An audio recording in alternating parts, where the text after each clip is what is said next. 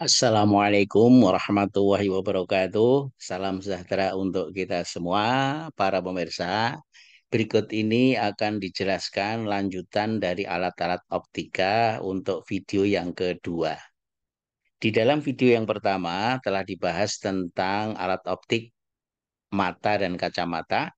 Kemudian yang kedua tentang loop atau kaca pembesar. Pada video yang kedua ini akan dibahas tentang teropong atau teleskop, kemudian tentang mikroskop, tentang kamera dan proyektor.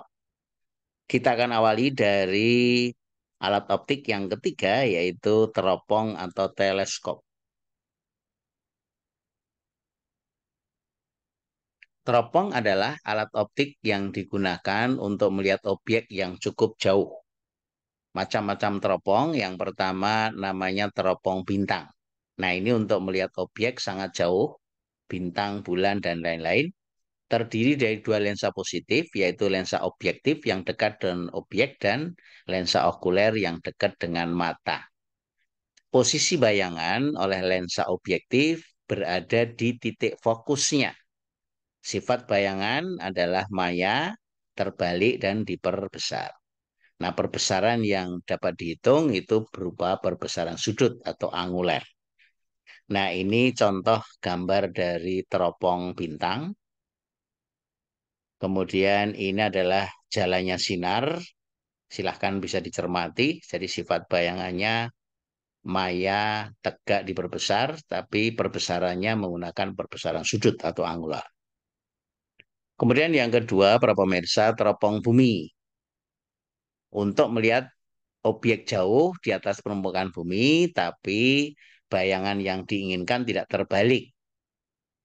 Nah, oleh karena itu, di antara lensa objektif dan okuler harus ditambahkan lensa pembalik, yaitu lensa positif yang diletakkan pada jarak 2F dari fokus lensa objektif. Jadi ini yang berwarna merah muda ya, yang warna jingga ini lensa objektif, yang biru lensa okuler, ini lensa pembalik. Jadi sifatnya hanya membalikkan.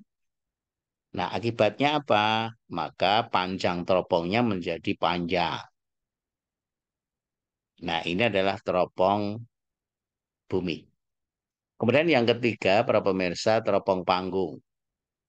Nah, objektif lensa positif, okuler lensa negatif, agar bayangan tidak terbalik. Disebut juga dengan teropong Belanda atau teropong Galilei. Nah, ini contohnya, ini lensa positif, yang pertama objektif, ini okulernya lensa negatif. Nah, kemudian ini teropong yang lain yang menggunakan prisma. Nah, perbesarannya adalah perbesaran sudut, yaitu perbandingan antara F objektif dengan S okuler. Nah, ini adalah beberapa contoh dari teropong panggung. Yang di sebelah kanan ini adalah teropong prisma. Tujuannya, prisma yang didobel itu agar ukuran dari teropongnya ini tidak panjang. Karena ini dipantulkan 2 kali, otomatis sudah membalikkan bayangan menjadi tegak, tidak terbalik lagi. Demikian para pemirsa terkait dengan teropong. Kemudian kita akan lanjutkan dengan alat optik yang keempat, yaitu mikroskop. Mikroskop adalah alat optik yang digunakan untuk melihat objek kecil tidak dapat dilihat dengan mata telanjang. Contohnya adalah bakteri, sel, dan lain-lain. Terdiri dari lensa objektif positif dan lensa okulernya juga positif. Objek diletakkan di ruang 2 lensa objektif agar bayangan lensa objektif diperbesar. Nah, kemudian bayangan lensa objektif harus berada di ruang pertama lensa okuler agar dapat diamati melalui lensa okuler. Karena sifat bayangannya maya, terbalik, diperbesar. Dapat diamati melalui lensa okuler secara akomodasi atau tidak berakomodasi. Akomodasi itu artinya bayangan berada di titik dekat pengamat, Sedangkan tidak berakomodasi kalau bayangan itu jatuh pada punctum remotum orang yang mengamati. Nah, perbesaran total itu sama dengan perbesaran objektif dikalikan dengan perbesaran okuler. Nah, sedangkan panjang mikroskop D itu sama dengan S aksen objektif atau jarak bayangan lensa objektif ditambah dengan jarak benda lensa okuler. Nah, sedangkan perbesarannya itu bisa berakomodasi atau tidak. Kalau berakomodasi berarti menggunakan punktum proksimum atau jarak baca. S objektif per S okuler dikalikan punktum proksimum per S okuler. Itu adalah perbesaran pada mikroskop. Ini adalah gambar alat-alat mikroskopnya. Ini mikroskop yang lebih besar, bagian-bagiannya silahkan bisa dicermati sendiri para pemirsa. Kemudian pembentukan bayangan pada mikroskop seperti ini. Nah, ini yang di atas adalah pengamat dengan mata berakomodasi, jadi bayangannya berada di punktum proksimum dari pengamat. Sedangkan kalau tidak berakomodasi, maka bayangan akhirnya di jauh tak berhingga, yaitu di punktum remotum dari pengamat, supaya tidak lelah. Nah, itu adalah mikroskop. Nah, kemudian berikutnya yang kelima, para pemirsa, alat optik yaitu kamera. Pada dasarnya, kamera terdiri dari sebuah lensa positif.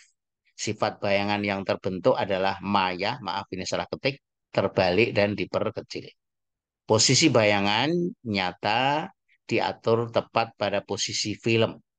Di antara lensa dan film terdapat cincin pengatur jarak untuk mengatur jarak antara lensa dengan film. Kemudian ada bagian yang namanya rana atau penutup, berguna untuk menutup ruang film sebelum dilakukan pencahayaan. Rana dapat diatur waktunya sesuai dengan yang diinginkan, sesuai dengan jumlah cahaya yang diinginkan. Kemudian ada bagian namanya diafragma, lubang untuk mengatur jumlah cahaya yang mengenai film.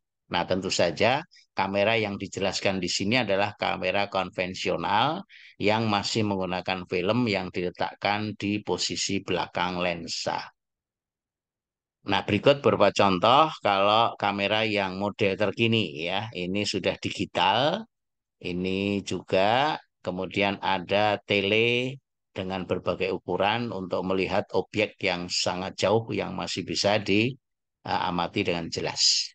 Demikian inti dari alat optik yang namanya kamera. Kemudian yang keenam, para pemirsa, yaitu proyektor. Apa itu proyektor? Yaitu alat optik untuk memproyeksikan atau menjatuhkan gambar ke layar agar diperoleh bayangan nyata, tegak, diperbesar. Nah, macam-macam proyektor antara lain yang pertama OHP atau overhead proyektor. Itu memproyeksikan gambar transparan ke layar. Contohnya ini. Ini kalau kuliah lama dulu masih menggunakan alat ini, sekarang sudah nggak pernah dipakai lagi. Kemudian ada proyektor LCD untuk presentasi yang biasa kita gunakan untuk kuliah atau untuk seminar para pemirsa. Kemudian ada proyektor LCOS, yaitu proyektor dengan resolusi tinggi. Nah, ini contohnya yang di sebelah kiri. Kemudian ada proyektor digital untuk home theater. Ya, ini yang berada di nomor 2. Kemudian ada juga proyektor DLP, Digital Light Processing, nama lain dari proyektor Micro Mirror Device. Nah, kemudian ada proyektor CRT atau cathode ray tube memproyeksikan gambar melalui 3 warna primer, yaitu warna merah, hijau, biru. Kemudian dari 3 warna ini akan ditumpuk menjadi satu di layar, sehingga akan diperoleh warna adisi dan komplementer, sehingga terbentuk bayangan yang berwarna-warni. Kemudian proyektor film itu untuk menampilkan film di layar lebar, yaitu contohnya di 21 misalnya. Nah, itu adalah proyektor film.